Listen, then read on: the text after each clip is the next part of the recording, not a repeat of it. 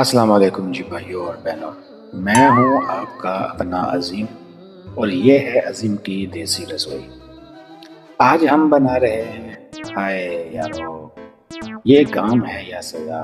ہر بار ارادہ کرتا ہوں کچھ شاندار بناؤں، مگر کیا بتاؤں یار، یہ پیاز یہ میرے دشمن ہے یار۔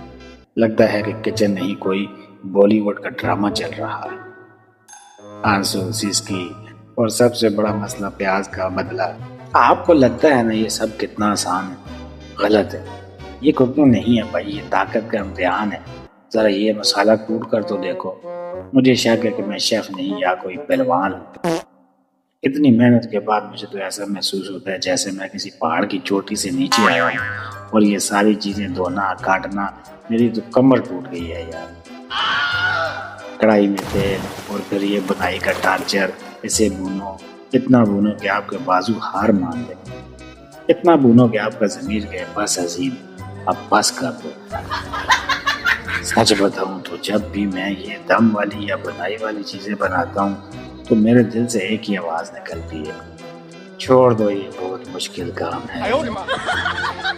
تو سنو میری بات میرے پیارے دوستو، اگر آپ میری طرح دفتر سے یا کام سے تھک کر آئے ہیں تو یہ سب کچھ چھوڑ دو۔ ہاں یار، مجھے پتا ہے گھر کا کھانا اچھا ہوتا ہے، لیکن اتنی جان مارنے کی کیا ضرورت ہے؟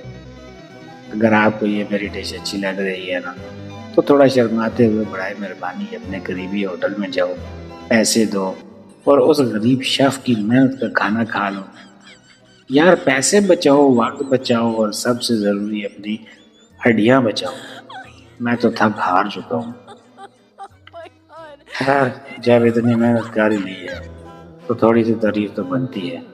ذرا دیکھیں اب یہ ڈش کتنی خوبصورت لگ رہی ہے۔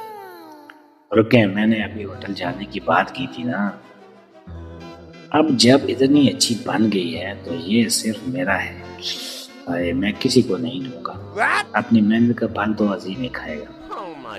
تو دوستو اگلی بار ملیں گے ایک لاجواب اور امید ہے تھوڑی آسان ریسپی کے ساتھ۔ آپ نے جو پیاز کے آنسو اور دم کی مشقت دیکھی ہے، اس کے لیے لائک شیئر اور سبسکرائب تو بنتا ہے۔ اگر میں اتنی محنت کر سکتا ہوں تو آپ ایک کلک تو کر ہی سکتے ہیں نا۔